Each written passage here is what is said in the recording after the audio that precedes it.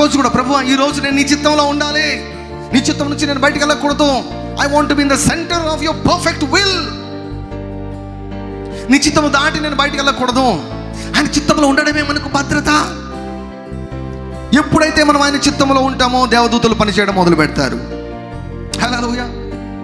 కొన్నిసార్లు దేవుని యొక్క ప్రణాళిక చాలా గంభీరమైనప్పుడు మనుషులు సహకరించరు.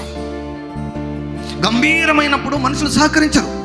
ఫర్ ఎగ్జాంపుల్ యేసు ప్రభు జీవితాన్ని చూసుకుని, ఆయన పుట్టినప్పటి నుంచి సమస్యలు ఆయనకి కదా. పుట్టినప్పటి నుంచి, కడుపులో పడ్డప్పటి నుంచి, కడుపులో పడ్డాడు, యోసేపులో గలిబిలి మొదలైపోయింది.